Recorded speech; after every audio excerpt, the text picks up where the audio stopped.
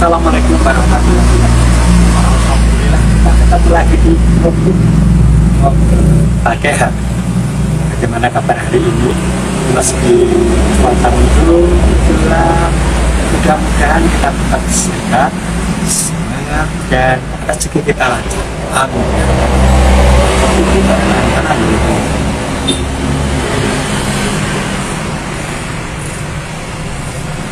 Baru-baru ini kita terhenyak oleh berita tentang satu keluarga di Kalideres yang meninggal, di mana 4 orang meninggal membusuk di dalam. Sangat nyesek sekali karena dari hasil otopsi pihak kepolisian menyampaikan bahwa di dalam lambung mereka tidak ada asupan makanan, baik air maupun makanan. Benar-benar ini suatu hal yang sangat, karena keempat orang tersebut yang besar meninggal dalam kondisi parah. Banyak orang yang menyaksikan bagaimana mungkin mereka tinggal di perumahan yang cukup elit, di mana perumahan tersebut banyak tinggal orang-orang berduit, bisa sampai kelaparan. Apakah hal ini sengaja mereka lakukan? Ini yang masih jadi penyelidikan kepolisian. Kematian yang misterius dari 4 keluarga Bapak Arujang sampai Pak Budi dan putrinya Mbak Budia. Kelihatannya memang ada momen bahwa mereka akan meninggal secara bersama-sama, meninggalkan dunia ini. Keempat orang tersebut, kalau dikatakan ada pihak yang mendalangi atau menyebabkan mereka terbunuh, saya pikir ini lebih karena kesepakatan mereka saja. Jadi kalau dilihat yang meninggal terlebih dahulu adalah ayahnya, Pak Budianto Gunawan, 1 tahun, kemudian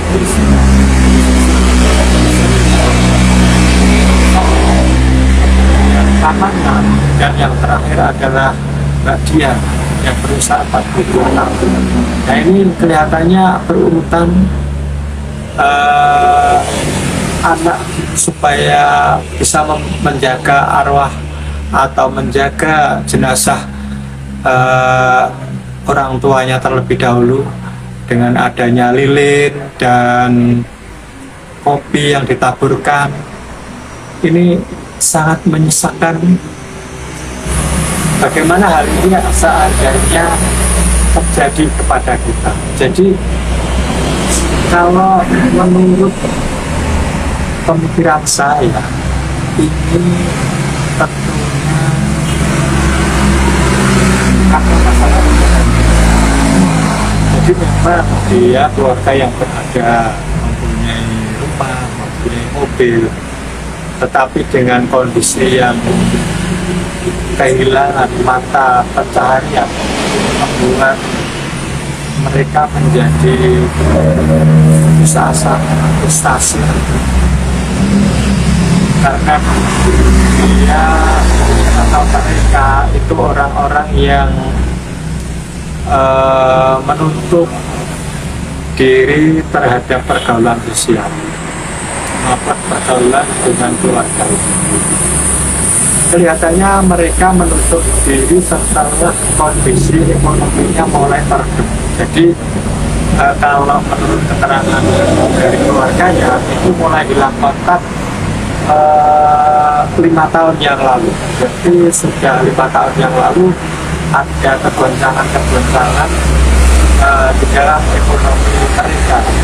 Padahal mereka termasuk orang yang baik, karena menurut keluarganya ketika keluarganya ulang tahun dia mengirimi paket, pakaian, hadiah dan sebagainya. Kemudian di tetangganya juga tidak ada mendengar keributan-keributan, dan karena dia orang baik, dia juga tidak ingin menyusahkan keluarga maupun tetangganya. Itulah yang terjadi. Ketika ada petugas Jumantik, juru pemantau jentik-jentik mau masuk, dia tidak memperkenankan. Kalau dia masuk, kondisi yang sebenarnya, yaitu kondisi yang mereka tidak mempunyai apa-apa lagi.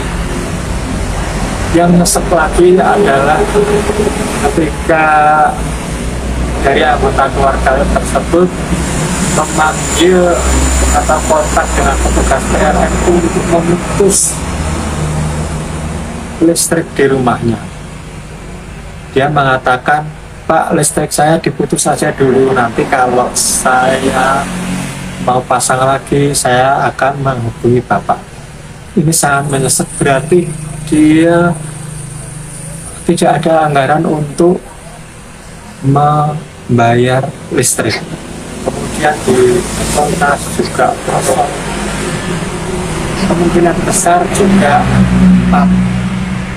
air minum juga tidak ada, sehingga lengkaplah frustasi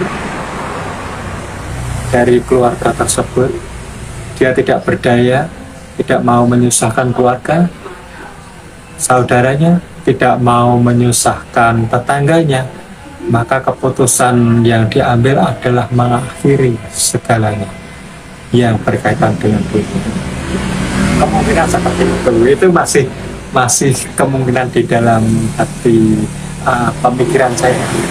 Jadi bagaimana kalau hal ini juga terjadi pada kita, yang tadinya kita itu tidak pernah merepotkan orang lain, tidak pernah meminta ngerusui lah ya terhadap orang lain, kemudian tiba-tiba kita kehilangan mata pencaharian kita, sehingga kita karena tidak terbiasa, karena kita tidak bisa melakukan siapa. Ini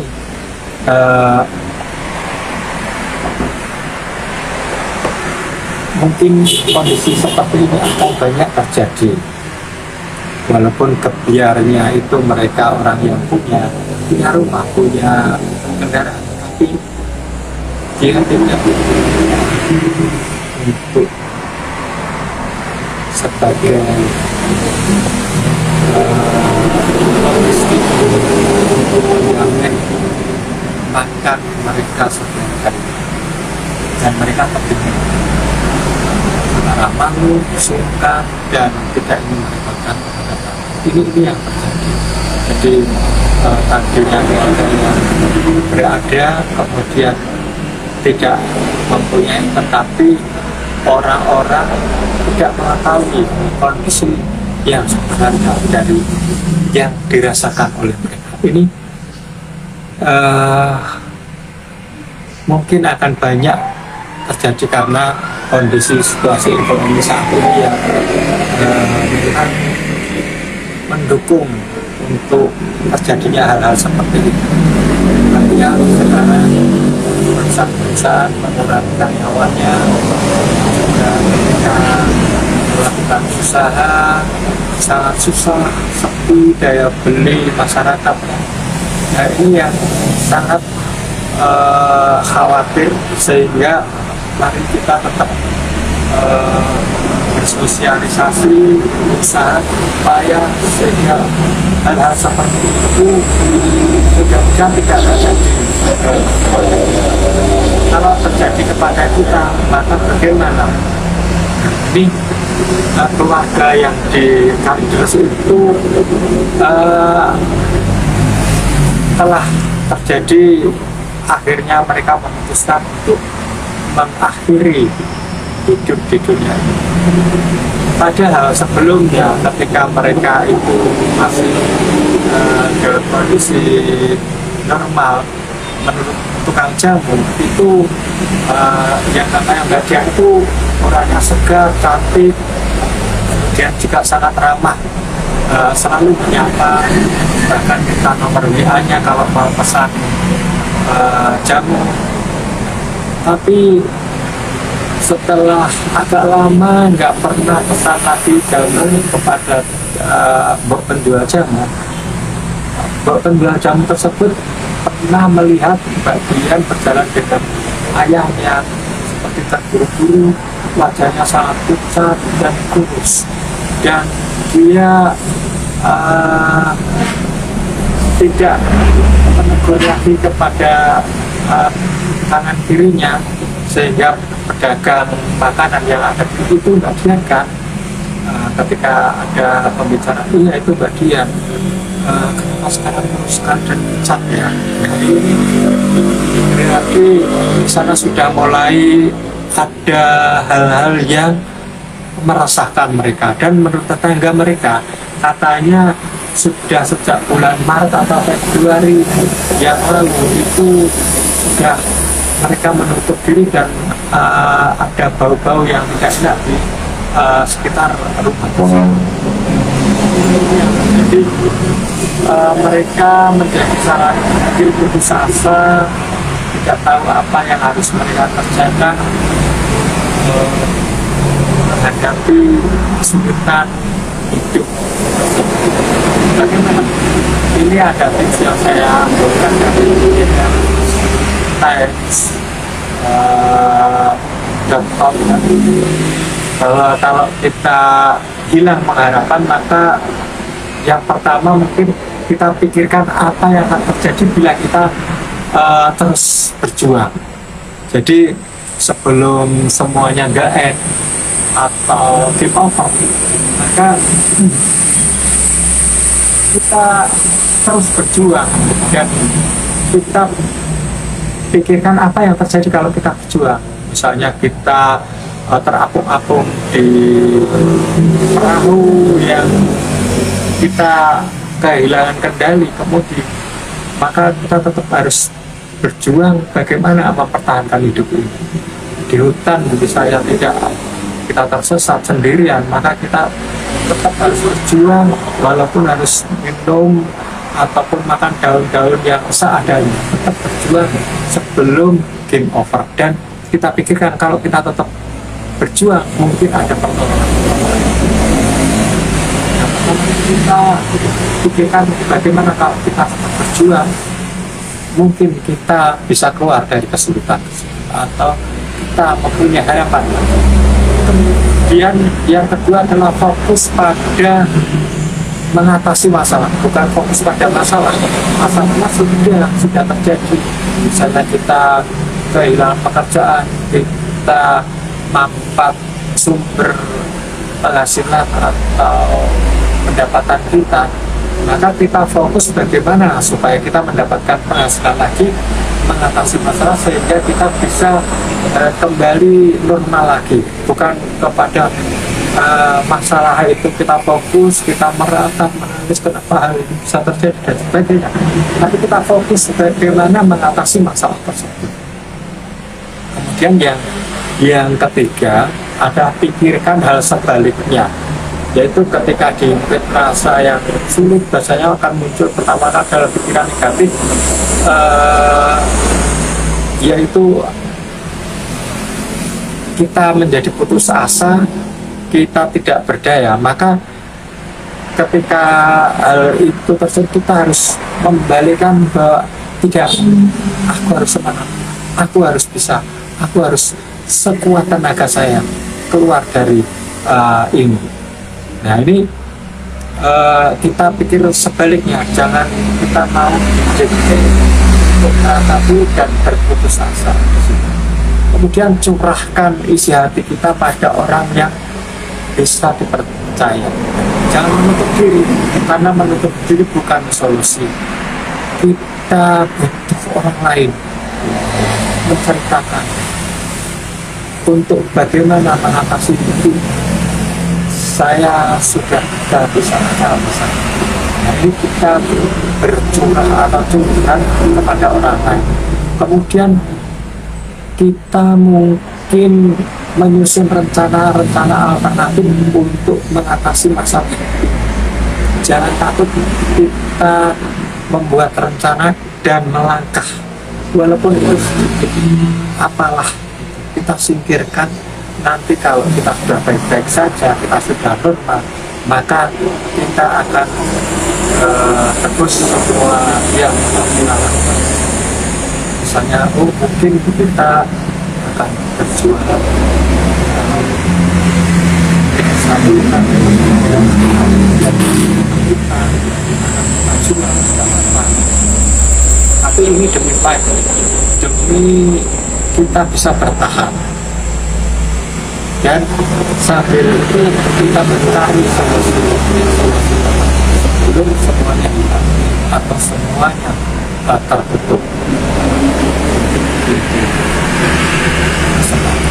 Kemudian ya juga mungkin kita perlu datang kepada orang yang profesional yang bisa mengatasi kalau kita itu sangat memberatkan kita, maka kita bisa datang ke psikiater barangkali, atau kepada orang yang menurut kita lebih pintar daripada kita, ya semacam Tuhan tadi. Tapi ini kepada yang lebih profesional, yang lebih kira-kira dapat mengatasi permasalahan kita. Mudah-mudahan kasus sekeluarga kita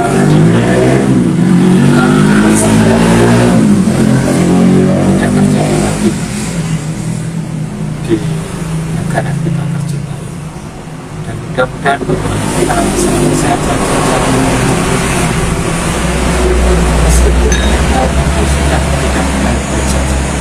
Assalamualaikum warahmatullahi wabarakatuh.